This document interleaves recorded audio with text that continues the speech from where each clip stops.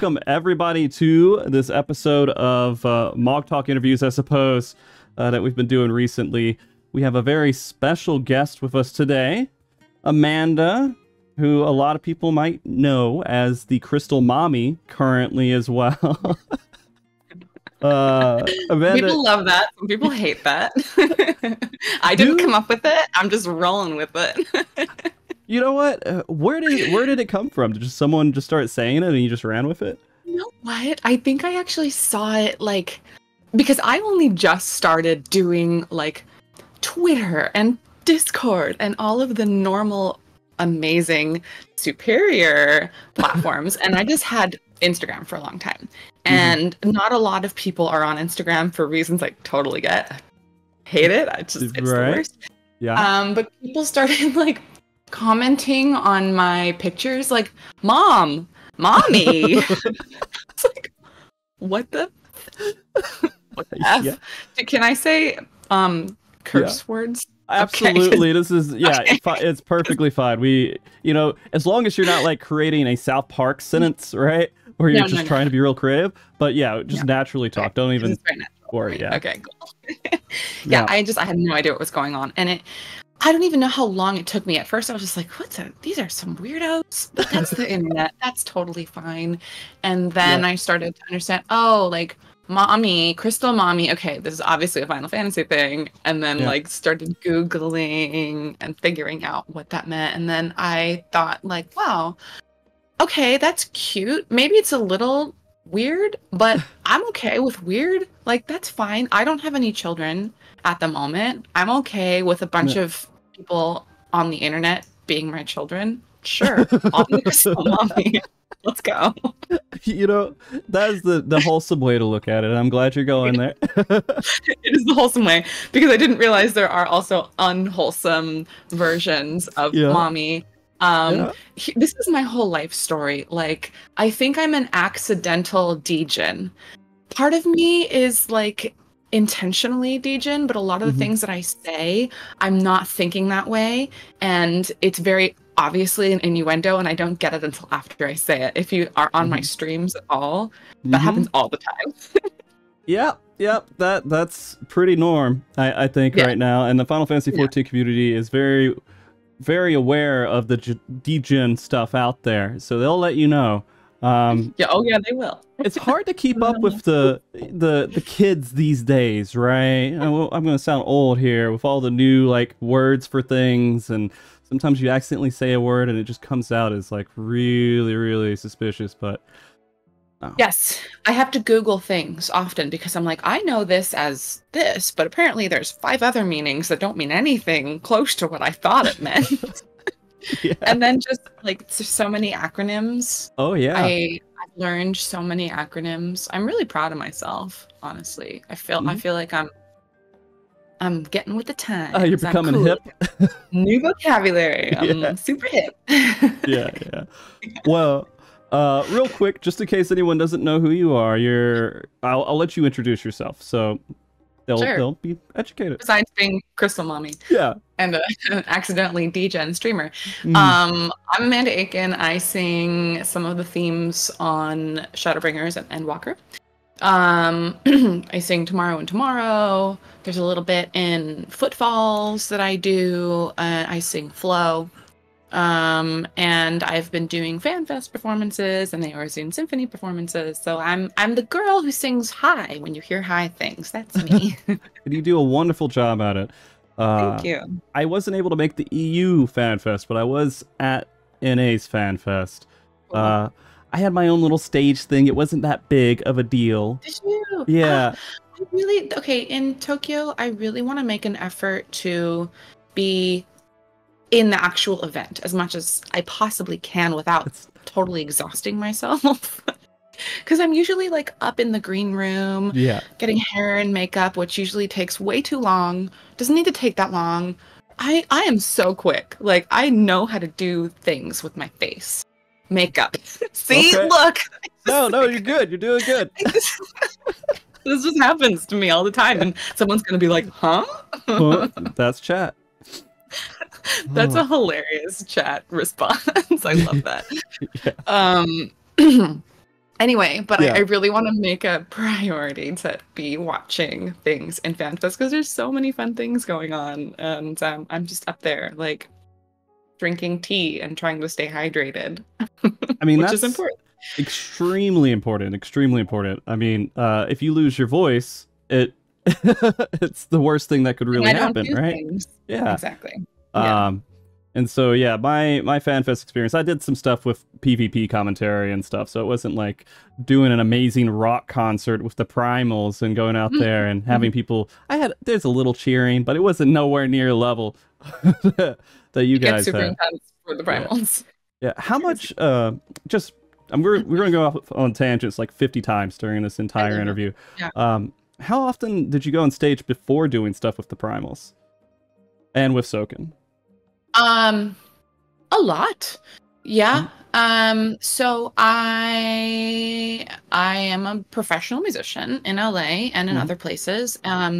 I started performing, like, here's my life story condensed in 2 minutes.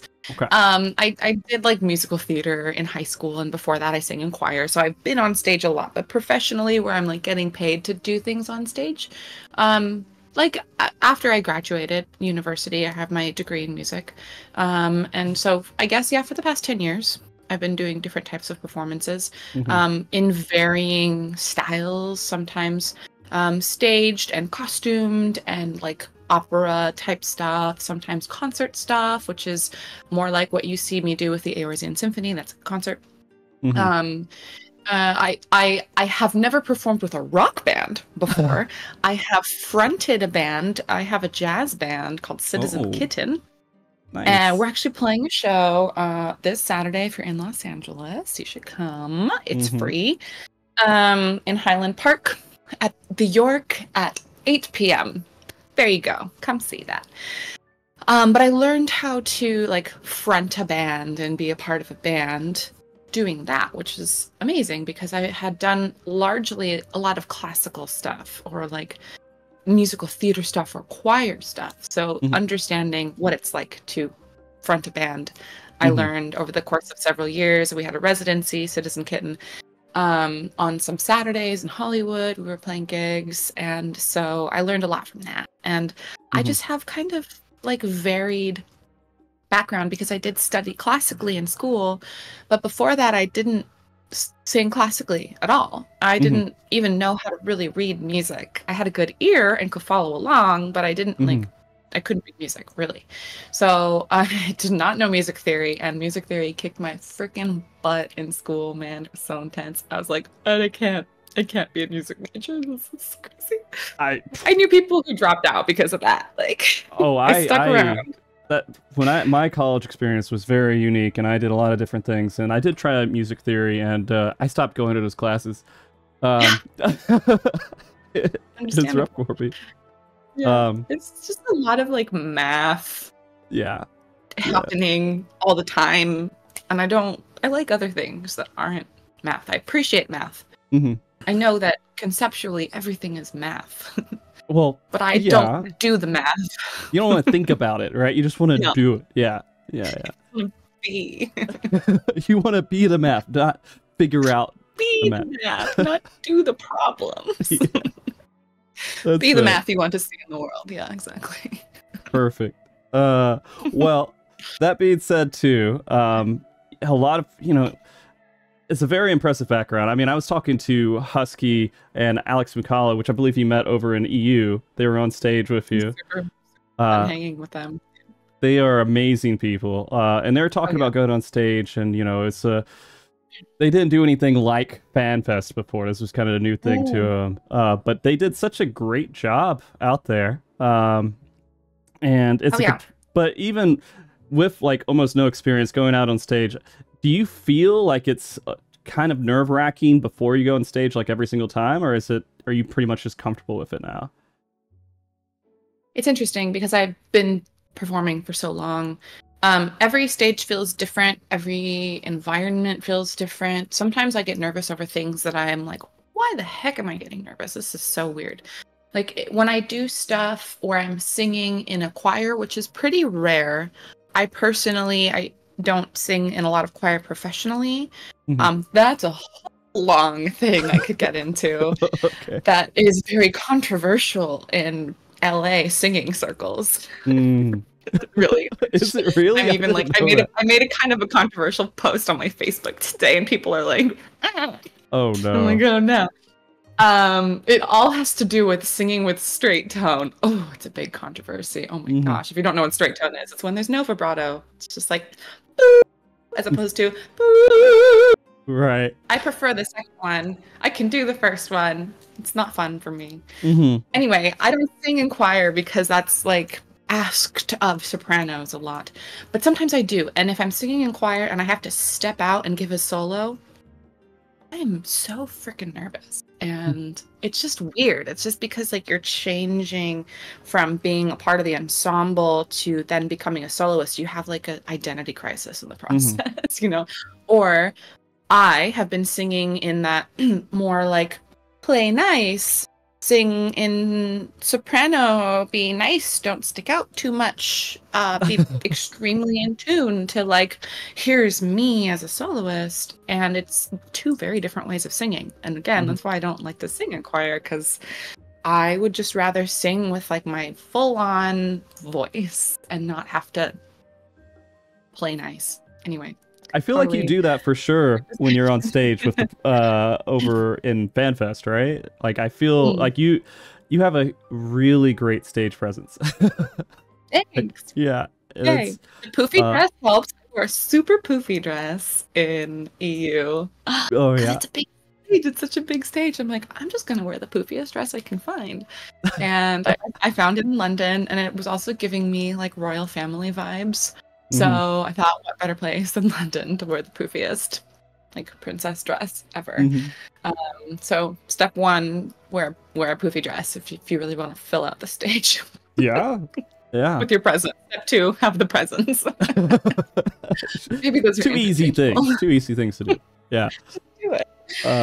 But to circle back to the question you asked, specifically with FanFest, I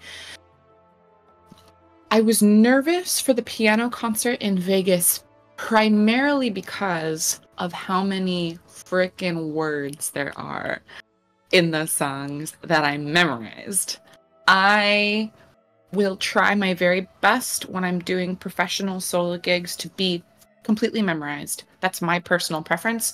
I feel like I am much better at interpreting, at being in the story, and not focused on like reading music. If you give a good singer music and they have the music in front of them, regardless of if they even have it memorized, they're gonna stare at the music because it's in their hand, and it's gonna take them out of the like experience of expressing this emotional story. There's no more acting, if you want to call it that. Interpretation, I would rather call it. It's just like, okay, I'm going to be reading this music now because it's in my hand. So for me, I'm like, I don't want anything to do with that. It's got to be in here. But Lord Almighty, those songs are wordy. And I learned several new ones. I learned In the Balance, dedicated to Moonlight, and What Angel Wakes Me, I had performed a few years ago in a recording session, but I hadn't like memorized it. And all of the songs have a million billion words in them. So I was really nervous for like getting everything right and remembering. In the second verse, actually, this word changes to that because they do that a lot. Thanks, Koji. It's amazing, but it's hard to memorize because it's just like subtle shifts. So that's what I was most nervous for. But being in front of the amount of people, it's almost like, for me, the more people there are, the more relaxed I am in response to it. I feel like I'm more now for you who's on a screen in a different Oh, state really? than I am when I walk out on a stage of 15,000 people. I'm just like, we're chilling. You Yeah. have to. Well, it feels like when you're on stage, like the crowd becomes an entity, right? It's just like this one big thing that is making noise, and it has its own unique sound when they cheer and everything. But it's an entity that you're working with. Exactly. It's not a one-on-one conversation. I do really well with one-on-one conversations because that's what I do with podcasts and everything else. But You're but, right. like, And you can't see distinguishing features because it's the light's just blinding you. right. So it's like, there's an entity blob of lots of people there, but I don't know who they are, so whatever. And when you're performing, like, I'm not making eye contact with people. I'm not breaking the fourth wall when I'm singing to them. I'm looking just slightly over them and picturing this story in my head. You know, so it really is like everything's existing up here, and I'm not really focused on the people who are in front of me. Obviously, I feel the energy, and that's amazing, but it's like above. It's the only way to operate, right? Because you couldn't try to focus on. When I have a conversation with you at a party and I'm staring above your head and I'm floating around in my world, how I operate. That's fair. That's fair. You know, I don't think I've asked this or I've found this out yet. The first time, I'm going to be honest, the first time that I started to recognize who you were was a podcast that I was asked to go on that you were a part of at the beginning. It was the French podcast. I'm trying to remember the exact name. I think you were on there recently. And you came on first, and they started interviewing a lot of us in the community as well afterwards. And then I was like, oh, you were on that. I was right in the very, we were just all hanging out. Yeah, okay. Cool. And then, yes, I don't know anybody at that point. Yeah, well, yeah, it was, how long ago? That was like maybe a year ago or so. Yeah. It was, I think it was like November or something, because it was, which was a year ago. It was kind of right before I was getting ready to leave for Tokyo. Symphony, Yeah, and then I looked you up and I was like, holy crap, this is someone that's really important. I should probably be a little bit shocked here, a little bit like nervous or something. No, you're chill. You're interview pro. Oh, thanks. But yeah, then I learned a little bit more about you, and I started seeing you pop up everywhere, and like you became like this whole staple of like the music side of Final Fantasy XIV. Almost everyone recognizes you at this point. Thanks. Well, I did a lot of my own like PR after Vegas Fan Fest because, again, like I said, I was pretty much only on Instagram, which is not a good way to connect with this community. Or any community, really. Instagram. Yeah. Gone to shit. We all know. But so I was like, okay, there's a community here, and I felt how incredible it was in Tokyo, and I really felt it in Vegas. I'm like, I gotta connect with these people. They're so cool, and there's so many of them. Yeah. How do I do this? Twitter. Okay. And then I just kind of started like making announcements on Twitter, and people just kind of joined in who wanted to help mod for me when I was like, I'm going to try the Twitch. People are like, you're going to need help. Yeah. With Twitch.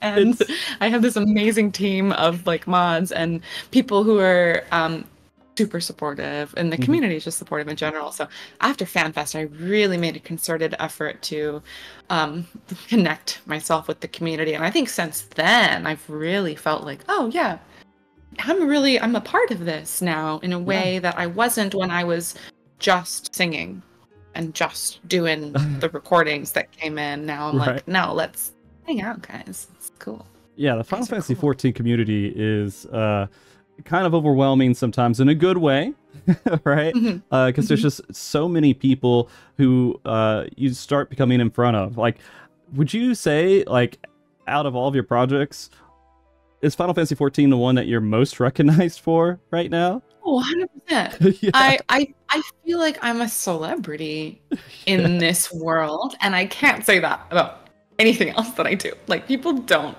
care. It's kind of sad. In LA, people are like, oh yeah. I mean, now they're starting to think I'm cool because they've seen what I've done with Final Fantasy. So, yeah, Final Fantasy is like, oh, you matter now. Well, you've done some cool stuff before. I mean, like you've done multiple, theme songs. I don't know if you care about me bringing up like all that stuff too, but like Frozen 2, right? Yeah, so Yeah. I put that in my bio, and yes, I have sung on these films in the choir. So I haven't done anything that's like a solo bit where you would recognize me. Okay. I am on the soundtracks, and it just like looks cool in my bio. It does. I didn't like sing a solo in any of those, so you're not gonna be like, there's Amanda. Okay. Because Yeah. I have a daughter that's 20 months old, so I've seen Frozen 2 a handful of times. Yeah. So So any of the like, and if I'm remembering correctly, I think that was an only female call, I believe. So I think anytime you're hearing any chorus in there, it's just ladies. Like I'm gonna be in all of those parts, and I haven't even seen it, so I don't know where I am. A lot of the movies that I haven't seen Mulan. I sing in that somewhere. Right. Birds of Prey, I had watched, but I don't remember. The chorus parts are often just so quick, But Right. but that's the thing that you do in LA and London and Budapest. These are kind of the places where session work for film, TV, commercial stuff happens. So that's a big industry that a lot of singers and musicians, instrumentalists, we're all musicians, want to do. And it really used to be because residuals were amazing. So LA, out of those other places in the world who do this, it's the only place that has residuals because we have SAG-AFTRA, although SAG is struggling right now. If you know anything about what's going on in LA, they've been on strike for a long time, and I don't know anything is going to be figured out. Yeah, it's a little rough. Another story. Yeah. But yeah, residuals used to be amazing, like in the days of Lord of the Rings and Star Wars and all this stuff. Like people could live off of their residuals, so everyone wanted to be in the session world. The residuals I get nowadays are like, oh, here's a $4.23 check that half of the taxes have been taken out of. Woo! Yeah. Amazing. Right. So you would say like Final Fantasy 14, like those things, even though those names are very recognizable and everything else, Final Fantasy 14 is kind of what's pushing you up the most right now. Those were just kind of like little things to you now. Yeah, in like notability. No, not notoriety. Notoriety is when you pay someone to notarize something. I don't know. Notability. Words. Words are coming out of my mouth. I don't know what they mean. It's fine. Yeah, I'm recognized, and there's some like clout that I have now that is crossing over into people who know me in LA who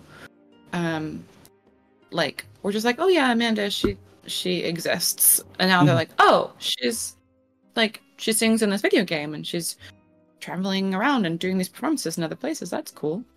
So yeah, I mean, I feel like I'm making it sound trivial right now, and it's totally not. I it's never. I didn't grow up like thinking, oh my gosh, I want to sing on video games when I grow up. I just was like, I want to be a singer, and I didn't know what that meant. I just knew that I liked to sing, and like all of my 20s was just like existential crisis after existential crisis. Normal. Figuring out, what do I want to sing? What am I good at? What can pay me? What is fun for me? Because there's obviously so many directions that you can go if you want to be a singer. You can be an opera singer, which is what a lot of people do after they graduate school and have a voice degree. That's the track, because that's kind of, unless you go to a school that has like a commercial music program, pretty much the only thing that exists that they tell you about is opera. So everyone's like, okay, I'm going to be an opera singer. I was like, I'm going to be an opera singer. And I realized I just don't like opera very much. I don't really want to be an opera singer. I don't like singing it.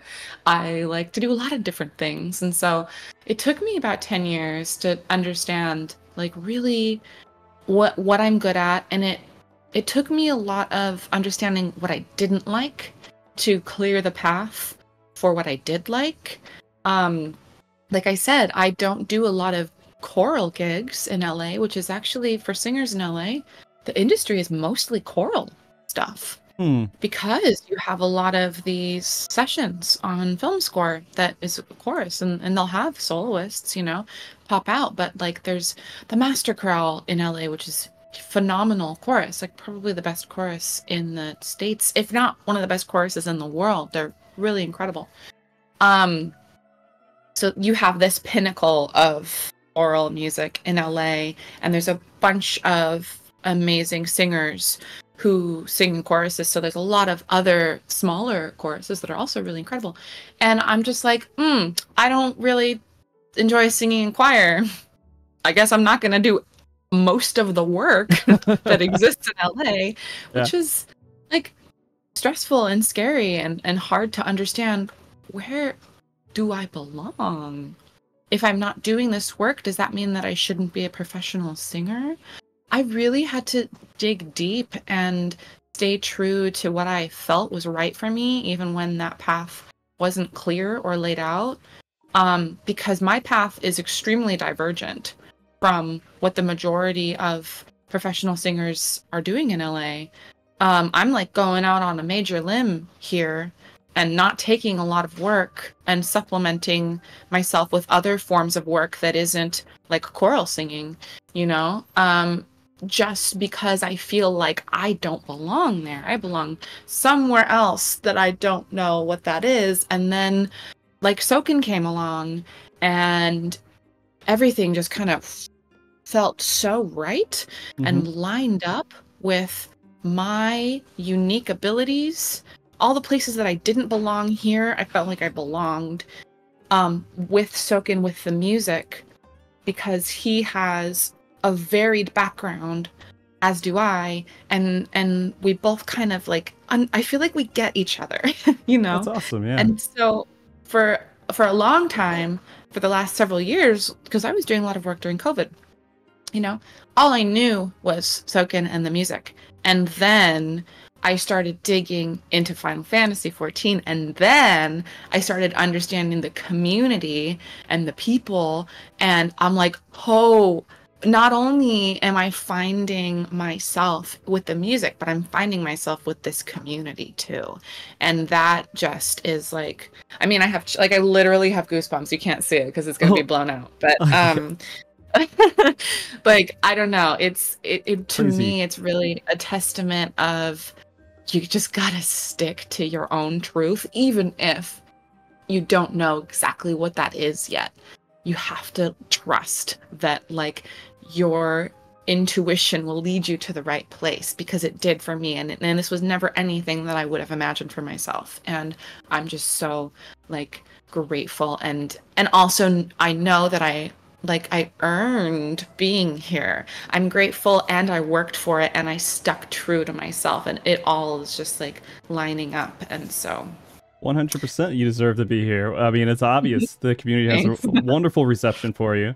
Like I'll reiterate, I only do what I do because of the Final Fantasy XIV community. If they weren't here, I wouldn't be, of course, doing a podcast. I wouldn't be doing stage events. I wouldn't be doing anything at all. I don't know how it just formed, but over the years, and I've been part of this community since 2015, I think. Cool. Yeah, it's been a long time. Wow. But almost 10 years. Yeah. Time flies. I went to the first Fan Fest in 2014, which made me start doing what I'm doing right now.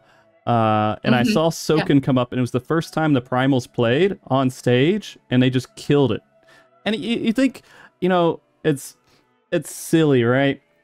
Video game music, rock band, okay, it'll be cheesy or something, but man, everyone there went because they love this game, and they start hearing these soundtracks to these things that they've become attached to in some way, playing this game and just being turned up to like 1,000. and done so amazingly, because Soken's a genius. Yeah. Absolutely. And it gave me so much energy to move forward and do everything that I'm doing. Like, I'm doing this because I enjoy doing it. And I just kind of followed this path for a while, and it's leading me in an okay direction thus far. Yeah. And you just got Partner Plus, didn't you? Oh yeah, I just got Partner Plus. Yeah, congrats. Thank you for congratulating me on that. Amazing. It's a nice little thing, right? We get a little bit more money from Twitch. That's good. Like, let's be realistic. If this is something that is supporting you, you want it to make sense for you finatically, and that's a big deal to get Partner Plus. So that's gonna support you even more in doing this. Yeah. It was huge. So I got it. The next year should be a little bit better, and I feel better overall, and not as like, everyone's taking all the money and everything. Right? Feels a little bit better. Yay! Good. That's amazing. You heard about that. I think I saw it on your Twitter or something. I was like, yeah. It was really good. I mean, it could be Arthur's. I've known him since back in the day when he started first streaming, but you've been working with him actually a lot too, right? I mean, he's been like a mod for you. Yes, he's been modding for me, which is amazing. He was just like super stoked, and he's just such a fun personality to have in chat. But we've been teasing having Japanese lessons for months, like basically since I started streaming, and just like couldn't figure out a schedule. And as soon as I get like a setup going on in here and can dedicate, like, I'm actually gonna not do gigs in LA and stream instead. Oh wow. Wild, because I mean, like, yeah, like, total transparency, like, it's paying me as much, if not sometimes more, than some of the like grindy gigs that I have to do in LA. So I'm like, all right, I'm just gonna say like no to some of these gigs and just make a schedule, which is huge. It's huge. It's huge for me. It's huge for you. It's amazing that we can support ourselves doing this. And it is like the community, we're all doing this together. So the support from the community is amazing. But I am going to start doing Japanese lessons with Arthur's as soon as I get my schedule and my whole like setup figured out, which is going to be fun. But he's so cool. And we met in EU Fan Fest, and I met a bunch of people in EU Fan Fest. Ponto kind of orchestrated a meetup, and I was able to go the day before Fan Fest started. I met a bunch of people. So fun. And then like there's no ego. There's no egos. I've been around personalities and talent and people before who are just like, oh, I don't want to hang out with you. I don't want to be in the same room with you. I don't want to network with you. Like, ugh. This is a total opposite with 14. Oh my gosh, everyone at 14 is just like so chill and so cool. The main reason I brought it up is because like Arthur's and I like talk on Twitter all the time and everything, so it's easy some of my tweets make them your way or go. As soon as you start getting in that community, you start seeing everybody's in tweets from the community. Everyone that puts anything out there. Arthur's so supportive on Twitter. He's always like posting things about me on Twitter too. I'm like, oh, he's like my biggest cheerleader. He's really cool. I've known him for quite a while, and he has like a couple of kids. He's like living in Singapore. He speaks like 3 different languages. He's just overall a fun person as well. But yeah, no, like I think when you get into the Final Fantasy XIV community, you'll start recognizing some of these people. They all just want to be friends with everyone wants to be friends with each other. And FanFests are very unique because, being a Final Fantasy XIV content creator, you don't get recognized. You don't do anything. Like you go out in the world, it's normal. But as soon as you go to FanFest, you're like a celebrity the entire time. And so that was like those events are the only time where they actually feel this overwhelming energy in person from everyone. I'm sure you probably feel that a good bit if you like walk around at all. You'll see people. Oh yeah, I mean, like, I don't get noticed on the street in LA. No, again, like it's in this world, so I love going to FanFest and like, am I famous? I feel really famous. This is cool. But then I look around and I see all of the content creators are also famous, and it's just like so cool to share this with all of you guys and people, and it's yeah, just the support is amazing. Yeah, and it adds so much energy, right, to like keep moving forward and pushing in that community and everything. And so again, you're doing Twitch stuff. I don't know if this is like an easy thing for you to talk about video game wise, your experience and past and everything with it, because you're getting into Final Fantasy 14 now, right? My past experience with video games is was like in 1998 with Nintendo 64. Oh, okay. All right. Very good. Donkey Kong Racing, one of my favorites on that. Yeah. Exactly. Oh my god. And I just got an emulator and I started playing all these games again. I actually did one retro stream on Twitch once, and like my bitrate was really off, and it was, I don't know, like it was really blurry. I'm still figuring that out, and then it's also like every single time you stream something else goes wrong. Yep. Why? What is that? There's so many pieces to it. So many pieces. I'm like, I had all these settings, they were working last time, and this time it's like, so last video game was Nintendo 64, Glover, Banjo-Kazooie, Star Fox, oh yeah, GoldenEye, Diddy Kong Racing, Mario Party, right. And I played like PC games too. I had this Nancy Drew PC game that was so fun and like kind of spooky. Oregon Trail. Oregon Trail, really? Yeah. Back in the day. I played like other well-known PC games. Basically, that was the last time that I played a game. Okay, that's fair. That's fair. So, like when I start talking about games and I start getting into the older games and everything, I start dating myself, and I get outed every once in a while. Yeah, I'm 32. 32? I don't mind sharing my age. Like, I'm 36. Yeah, so we were playing some of the same games. Yeah, we were playing some of the same ones. Yeah, for sure. Yeah. But yeah, N64, huge back in gaming. I mean, it revolutionized a lot of games. But that's interesting. But MMO wise, is Final Fantasy 14 the first game that you've played in that genre? Absolutely. Yeah. It's so cool. It's like, wow, we're just hanging out. You're in this virtual world, right? Things. A lot of people hanging out right now. That's so cool. Yeah, I'd always seen MMOs and knew they existed, and just pictured like sweaty dudes with headsets on, like at 3 a.m. on like Call of Duty or something. But never thought I would be doing that. Right. To be fair, sometimes I do get sweaty. Yeah. Sometimes it's 3 a.m. Yeah. I love sleeping though. I haven't gotten to the point where there was one night where I was playing until 3 a.m. in Paris. It was a stream, and it was because I was trying to get some what is it called? A seasonal quest. It was the Phoenix Mount. Oh yes. It could be seasonal mount. It depends. But yeah, I'm trying to remember which one that was. It was like a month ago.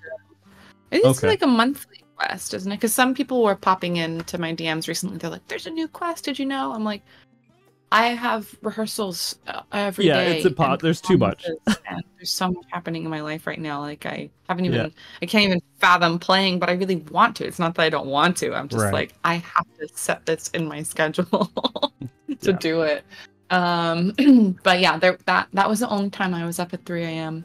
playing, and I was like, literally, I felt I looked so tired on the stream. Like, okay. Yeah. Cutscene. Oh my god, this cutscene's like 20 minutes long. Okay, we got this.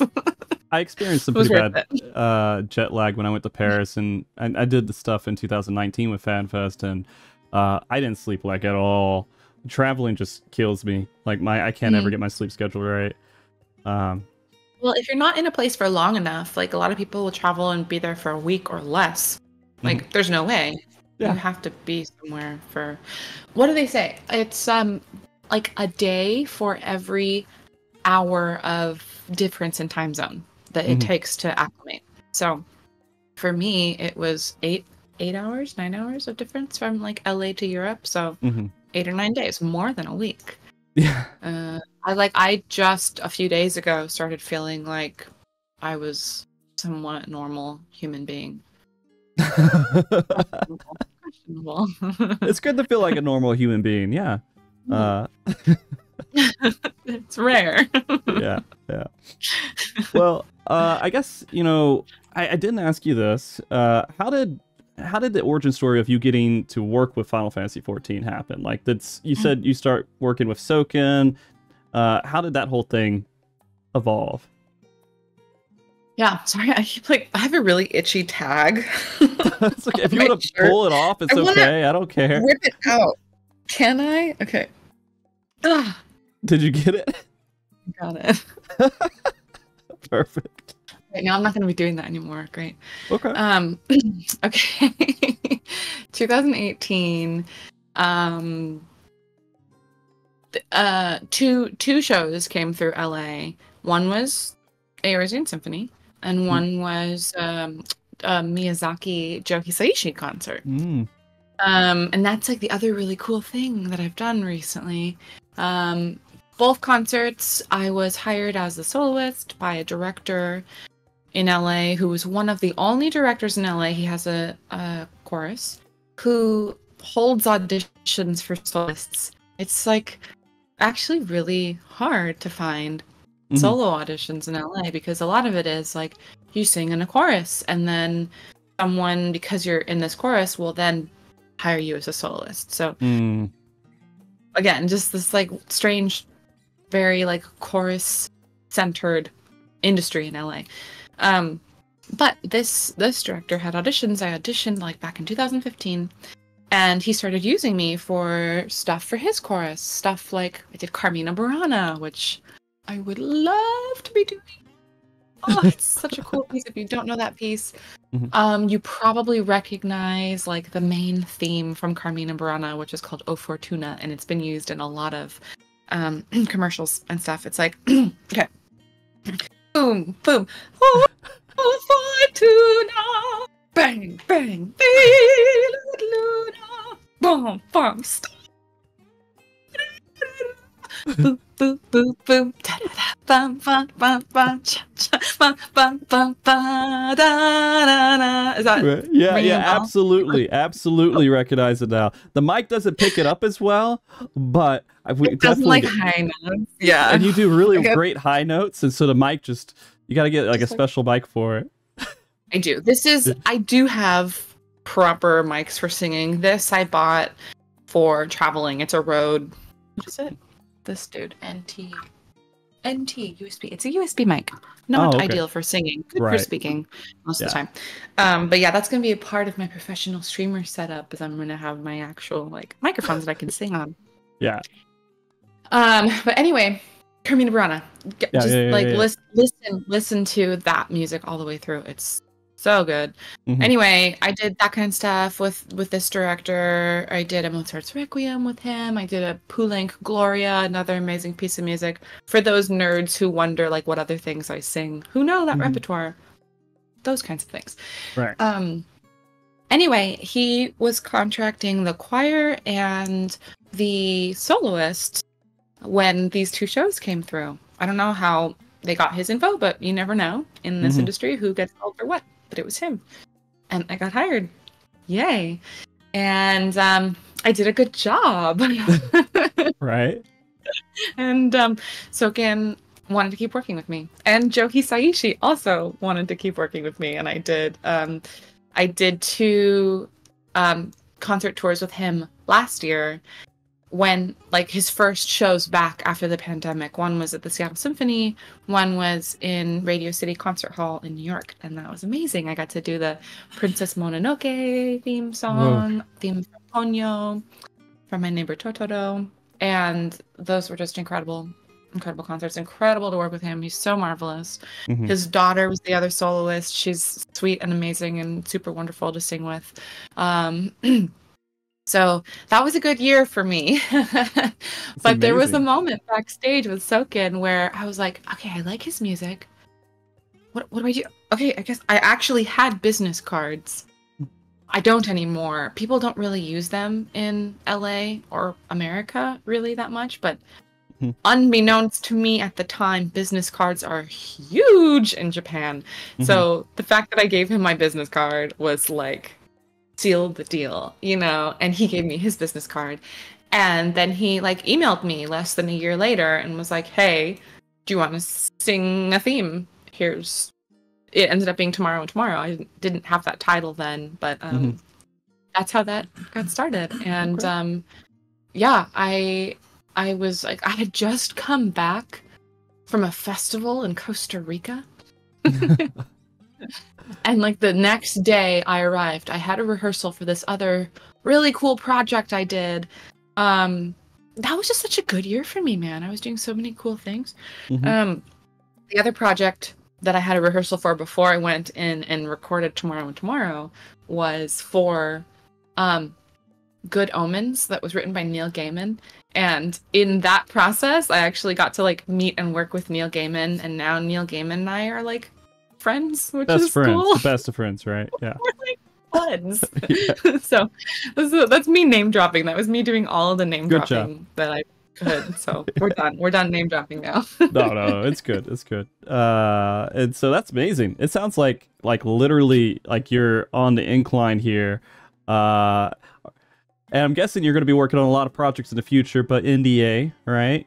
Maybe you can't share all. Always NDA. Yeah, yeah. You gotta be really careful what I say about Final Fantasy, because they're like, Amanda, you said this thing wrong on Twitter, and now there's a whole group of people on Reddit who think that this is what's happening. Like, you can't do that. Right. It could be kind of scary. Yeah. But yeah, no, that's amazing. And since then, I mean, you're start working with Soken and everything, and getting to know him. Everyone says he's like, and I've personally seen it behind stage too, he's just full of energy and this whole positive force and everything. Are people normally like that in this industry, or is he just like, you know, kind of special in that way? He's a shiny, unique snowflake star human. Like, yeah, I don't know where he gets his energy from, truly, because FanFest is exhausting. And I'm just like, how do you do this? It's wild. But he conserves, you know, like when we're working and we're backstage, like me too, we have to conserve our energy, but he still is just super like honest, but positive. When there's something that he doesn't like I can tell now when there's something that he doesn't like. But when there's something that he does like, you know it, and he's good. And it's really cool because in Japanese culture, oftentimes people will like subdue their negative feelings when they don't like something and not really tell you to your face. Soken is a breath of fresh air because he's honest. And if he doesn't like something, he'll let you know, which is not really like typical in that industry. And this is actually now like, I'm not just saying this, like Koji has also told me this. He's like, you know, this is the culture, this is what the culture is like. Soken is honest, but like chill and positive and just super like fun and easy to work with. And then he certainly turns up this like goofiness on stage, which is a part of him innately, but like he knows how to do this presence on stage, which is amazing. Yeah. Is it so? Do you find it like difficult working with their team at all due to like language barriers or anything else, or is it fairly comfortable? No, it's super easy. My contact at Square, she has lived in New York and in Japan, so she's like super on it. And she's the one that I'm usually communicating with when I'm doing stuff with the team. And then when I'm with the team in person, sometimes there will be like, if there needs to be very detailed conversations, I'll have someone there who is like really able to interpret. But if it's like basic stuff, me and Soken can communicate fine. I don't talk to Yoshi all that much, but when I do, also like basic things are fine. Like they speak English, which is more than I can say. I really want to start learning some Japanese. But if you're getting into nitty-gritty thesaurus adjectives, it's going to be a little more challenging. Or if you're talking really fast with a lot of detail, right. you just kind of got to like simplify what you're saying, and it's totally fine. I've had a handful of interviews with Yoshida, and it's funny when you're like asking him a question. There's always a translator there, but he's registering everything you're saying, and then the translator will start reading that back out to you. But I've started to maybe learn or make an assumption that when I'm saying it, he's processing his response as someone's explaining it to him, because he already knows kind of what you're asking, right? He might need a couple of details there, but he's more of thinking about what is the right answer to this, and it gives him like this little cushion of time, because he doesn't 100% need it. It just makes it nice to have that interpreter over there. Well, that's the vibe I get every time. Yeah, cool. Totally. Yeah. You probably have a lot more experience speaking with him in particular in depth than I do, but yeah, and that's feedback that I've gotten from Koji too, because Koji will interpret for them on stage, which he doesn't prefer doing, he told me, because interpretation is its own, like live interpretation is a very specific skill set, you know. Yeah. And there is a dynamic, like you said, where it's not necessarily like that they're getting a word for word interpretation, but it's like a feeling, and then that person needs to figure out how do they express a particular emotion that's also going to translate well. Like there's a lot going on there. yeah like Husky was telling me, or I think it was actually Alex was telling me, they were joking around with Soken back and forth, and the translator was kind of working with them back and forth as well, and just doing it so quick. And like joking is very difficult to do between different languages. They have some really good interpreters that just make it happen. But yeah, no, that's awesome, and it has to be like a whole different experience going through and doing all this stuff in like Japan now and everything. I'm guessing you weren't visualizing that originally, right? When you went into singing, like you're talking about, like you just made up the best word ever. Yeah, I'm sorry, I do that sometimes. No, I love making up words.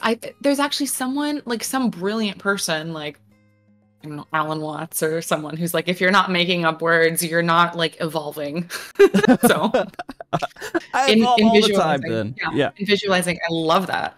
Yeah. It's amazing.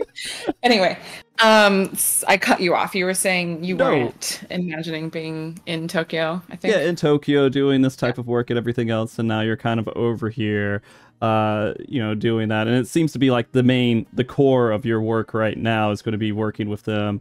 Well, right now. That could change later, of course, too. But do you feel fairly comfortable in this role and like moving forward with them and doing everything? Like, do you see yourself still working in the video game industry, working and trying to do different theme songs and everything for different video games? I would love to. Become more of a like talent in the video game world. I fear that I could be like pigeonholed, is kind of a negative connotation, but seen as like the Final Fantasy 14 or like the Square Enix singer, you know? And I want that title for myself, don't get me wrong. And I would like to be a part of other projects as well. Just because I think variety is amazing and cool, and I will be Crystal Mommy until I die. And I'd like to do some other stuff. And I think a good way, because I talked to Jason Charles Miller and I we're buds. We're like buddies now. We're homies, mates. So many different ways to say it. I love it. In the UK, it's mates. And, obviously he does voice acting. And that's something that I have always kind of in my sphere thought about, but I've never really tried to go down that route. And I want to. I want to because I think that that would bring me into the video game world and industry even more as a voice, as a talent that has a voice that can do voice acting and singing. And I just think that'd be super cool. So yeah, it's one of those things that's like this is evolving and becoming this world for me that I never imagined for myself because I didn't know what I liked and what I was good at when I was in my 20s. And I'm constantly evolving and growing as a person. Here's some science. Want some science? Sure, okay. yeah. Every 28 days, your like the superficial layer of your skin, at least on your face, regenerates. So every 28 days, you have new epidermis, one of those. Every 7 years, you have completely new cells in your body. You are cellularly a completely new person. So, basically, you're constantly evolving. So, yeah. I feel like I'm evolving sometimes as quickly as my skin is evolving with what I'm doing with my life and who I am and what my interests are. So yeah, I definitely see myself evolving more into being a video game person. The video game mommy, right? Yeah. Video game mommy. Yeah. You do that. Exactly. Yeah, and the main reason I was thinking about that is because of Jason Charles Miller. You know, I listened to a lot of rock back in the 90s, and so his name was around, and he's turned into like this whole like super video game presence as a musician and as a voice actor. I every time I hear a story about Jason, it's some incredible story that just seems unreal, right? He's amazing. Have you interviewed him? I haven't yet. I sent him a message. Yeah, we did. Okay. I shot a message. I'll ping him too. He's on tour right now. He just went on tour, but I'm sure he would love to. That's the scary part, right? Like when I reach out, I'm like, they're probably in the middle of a lot of things right now. I don't want to bug him too much. I did send him a message, and he gave me a small ping back. I need to start up that conversation and get it going, but that's right before FanFest and everything, and I didn't want to go too crazy. Yeah. But when does he come back? I think he's back in like the beginning of December. So ping him then. I mean, people like me and Jason. I'm speaking for Jason right now too, because I feel like I know I kind of know him now. Like it's helpful to be reminded. Right. Remind us because we want to. We just get there's so many things going on. Of course. So. Yeah, I'll reach out to him. He's like you were saying, you know, and he's really inspiring to me, and I love chatting to him and learning more and more about his story. Because truly, as any sort of creative person, as an artist, these days, it's really valuable to be versatile, and you're just able to make more money for yourself, but you're able to make more money for yourself in lanes and niches that you actually enjoy, instead of just like doing one thing until you die, even if you get burnt out and even if like your skin evolves and you become something else. But you're doing this thing because that's the thing. Like, we're always changing, you know, and I feel fortunate that like I'm able to change with myself, with my own personal growth, and I want to keep doing that. And so he's done that so much and so well, and he's so good at so many things, that I'm like taking notes. I'm like, how can I be more like JCM? Right. I want to be JCM when I grow up. Yeah, he's been around for a while, and just like he's always feeding people positive energy from what I hear. As well, and so I look forward to talking to him a bit. Huge story, like history about like everything that he's like you said, he's evolved multiple times, right?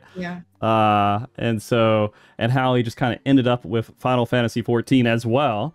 All right, it's this huge community now all supporting him too, but he has a lot of video game communities he's been a part A of. lot of credits. Yeah. Yeah. Exactly. But I mean, he even says that because he knows more than I the gaming world and the communities that are respective to those games, and he will hands down tell you right away that Final Fantasy 14 is the best out of all of them. Oh yeah. So, and he's not just blowing smoke. Like that's real.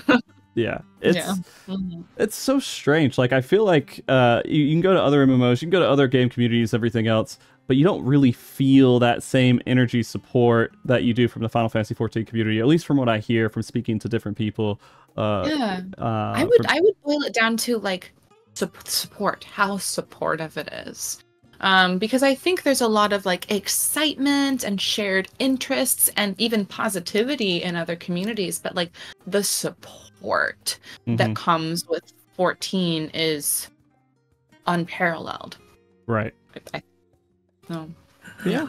And that's, I don't know. They just want, I think they love this world, this game, they came to love Yoshida. They came to love everything about it, the story behind it. It's built up this whole just positive force within the gaming industry as well that usually has a lot of negative stuff behind it, but this one is mostly purely positive, and they want it to succeed. So any part that brings in someone new, anything that comes in where it's like exciting for them, they want to push it forward. They want to see it succeed more. Yeah. And so cool. it's crazy. That's beautiful. But yeah, I mean, now you're here. Now you're part of it. Now you're streaming it sometimes. You're streaming some other stuff. You got all these cool people who are helping you out. Like I look, like when I joined your Discord the other day, I was going through it. I was like, I know nearly every single person who's a mod in your Discord. I got the A team of mods, let me tell you. And I'm so glad because I knew nothing, absolutely nothing. Right. It's a lot to learn. About the Twitch and the Discord. Yeah. It can get scary too. Like, if I remember this story, like Jack Black, he made a Discord because his son wanted him to make a Discord or something one day. He's like, all right, I'll just make it. And so he just made it, and it just got destroyed with random people doing horrible stuff, just saying everything. And he had to get people to come in and curate it and everything. It just kind of, the more popular you are, the more risk you have until it, like, you can kind of get it condensed into a safe spot that's not going to be completely taken advantage of. And they have had harder days than other days, let me tell you, where they had to be like on it, like just like hawks, like different things, you know. But generally, I would say, and I've heard this from some of my mods too, that for a personality like me, my community is actually pretty respectful and pretty chill. Yeah. And so I don't know, like why. I think I try to be a pretty chill person to begin with, and I think my mods are super on it, and like we just kind of have this vibe of like, let's not be assholes, let's not be too weird. With some weird is good, but let's not be too weird. Let's just like maintain some sanity. Yeah, you can't get rid of the weird when you're with the internet. It's just there. Right. It's really there on Reddit. Man, Reddit is where all the weirdos hang out. Jeez. Why? Reddit's useful, but it's so like, what the? Yeah. Oh my god. I can't. Open forum of just some crazy stuff. There's some craziness in there. Twitter can get weird too. I mean, any kind of like spot like that can kind of get weird every once in a while, but there's a lot of good with it. You're just always going to have like this layer of just okay, just ignore that. And it just you get more and more of it as just, like, more people come and follow you and become part of those communities, or at least in typing distance. Right? When they can start typing at you in some way. So yeah, I think it's really cool, because I think out of a lot of the people who've worked on Final Fantasy 14 projects with us, like artists and everything else, I think you probably have been the most, like, I don't know if aggressive is the right word, but like active in working with the community and reaching out to the community and being a part of the community, whether it's with Twitch or Discord or whichever, but just being there and accessible which is just insane to think about, because to you, I mean, not to you, to them, they see you, and they're like, holy crap, this amazing singer out there. So like, I just awestruck, right? And then they're like, I can talk to her? Right? You can hang out. Yeah, because Yeah. there is this like situation to where when you see someone on stage like yourself, you're like this distant person that's just not able to be reached, right? But then you start breaking those barriers down. Like, for example, I talked to Husky and Alex about this last week too.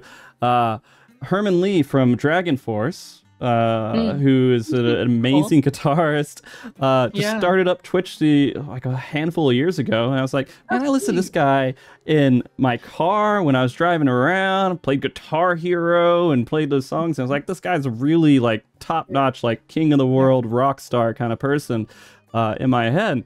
But then they start up Twitch, there's like a few hundred people watching him or something, and I'm like, let me just try typing a question, and he responds. I'm like, that doesn't seem real, right? You create this barrier. Yeah.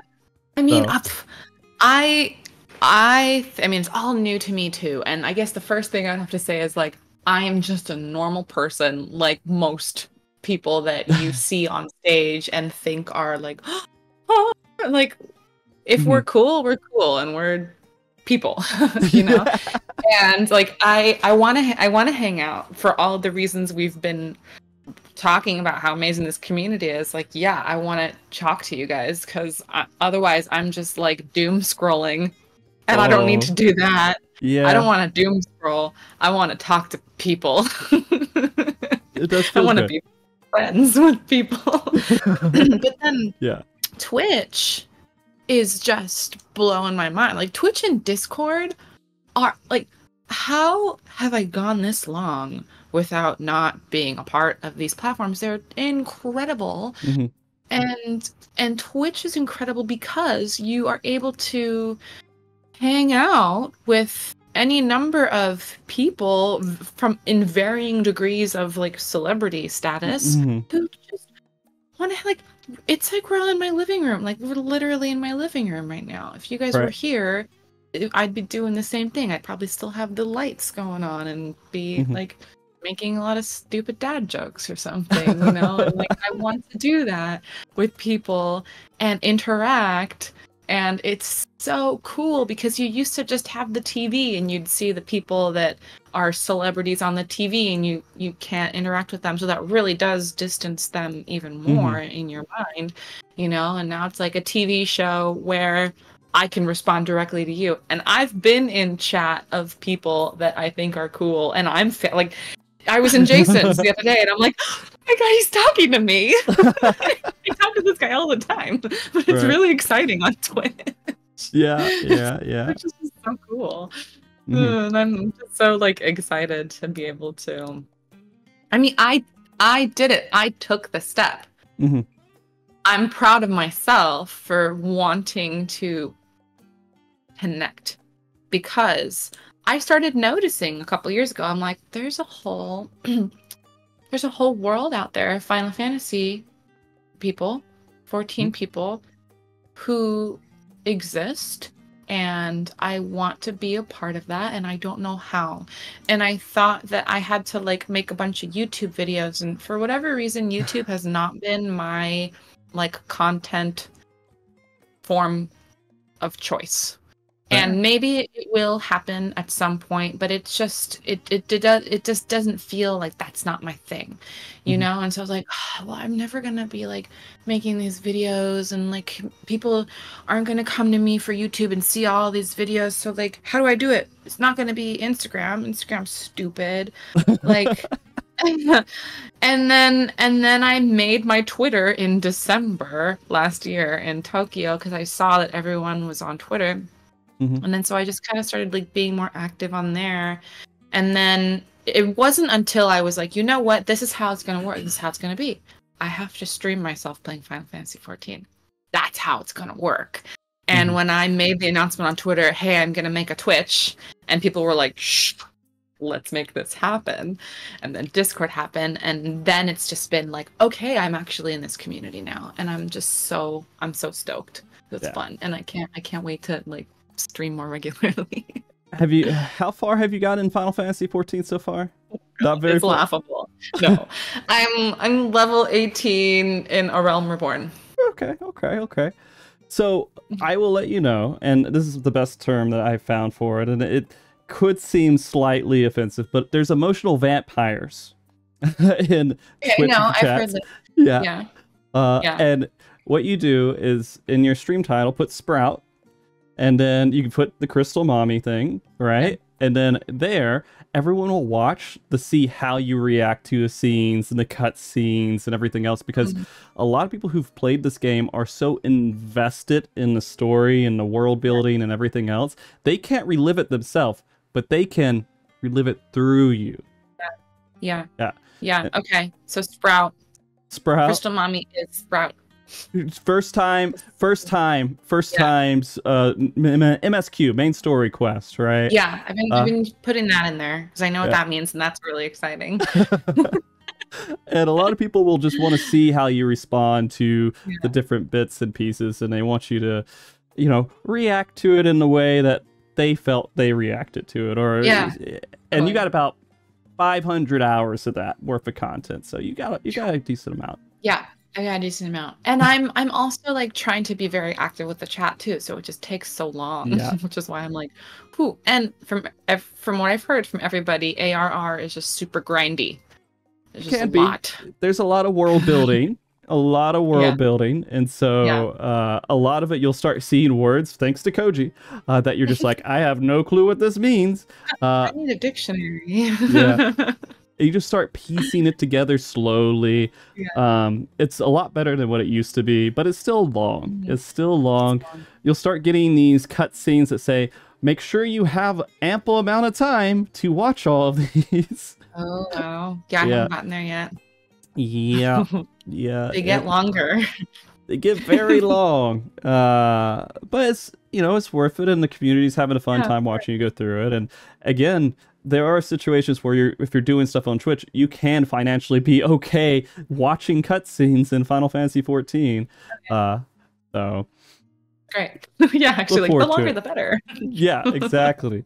But yeah, no, I mean, we've been chatting already for like an hour and 15 minutes here, so cool. This has been an awesome conversation with you. I'm glad I got to meet you finally. When I was at NA Fan Fest, I saw you and I was like, I'm just going to let her do her thing. I'm not going to go bother her or anything else, because it's the same thing. Like I try not to bother Yoshi. I try not to bother anyone else, because I know how hectic and crazy the event overall is. But it was fun to be able to pull you in and have a conversation with you finally. On the podcast way back in the day, didn't really get to have a good conversation. I was like, I need to fix that. Yeah, I'm glad you reached out. This is super fun, and we can like do a follow-up sometime too. Yeah, I'd love to. I feel like we could talk for a while, so we could. That's my tangentially problem. I could have. I used to have 6-hour shows, right? Because like we would just sit there, we'll just talk, and we'll just go into crazy. The energy for that. I like poop out after 3. Man, I have to figure it out. I don't know what it is. It's so easy for me to constantly talk to people. I love talking to people, Cool. and so it works out. But no, I don't want to keep you too much longer. We can do a follow up, and we can do another show later too. Once you feel like you're more comfortable with your stream setup and everything, and how your adventure's going. Yeah, that'd be great. I drank a lot of water, so I would normally be taking a break on my stream at this point. So maybe this is a good time. Good time to me. I've cut it off. Yeah. Same for me. I'm feeling that a little bit too. So we're doing good. But real quick, let me make sure I put this in chat too. A little shout out. Anyone that is watching this, and I'll put this in the YouTube video too. Please follow the real Crystal Mommy. Yeah. When is your next stream? Do you have a plan next stream? What was that? I don't have a plan next stream right now. I'm gonna be doing that as soon as possible. Like, I just need to unpack and clean it up. But just to everyone out there, to my Discord people, I've been so busy. But like, I'm really making this a priority, so I will get like a schedule coming up very soon. But I as of right now, I don't have a date for the next one. Well, I'm gonna put your Twitter in here too, and make sure that follow me. Yeah, follow Amanda and go. You know, she'll put updates there, surely, right? Yeah, I'll update on my Discord is probably the best way to know when I'm streaming, and I try to post on Twitter when I remember, but definitely Discord. There's a link on. I'm finding it now. Let me see. Invite here. It's my link tree. It's on my Twitch. So yeah, I'll put it in the chat. There we go. Amazing. Go ahead. Yeah, I was gonna say it's easy to find. It's in the places where it would normally be. Your link tree has everything. So on your Twitter, if they go to your Twitter, they can hit the link tree and then they can find literally everything. Yeah, it's all there. But yeah, it's been a pleasure talking to you, and you know, thank you everybody for coming and watch this. We'll get it up on YouTube, hopefully in the next couple of days or so, and so people can listen to it there as well. Amazing. But yeah, all right. Well, let's say bye, wave, bye, and then we'll cut it. All right, see you guys. My princess wave, crystal mommy wave. Oh, perfect. Oh.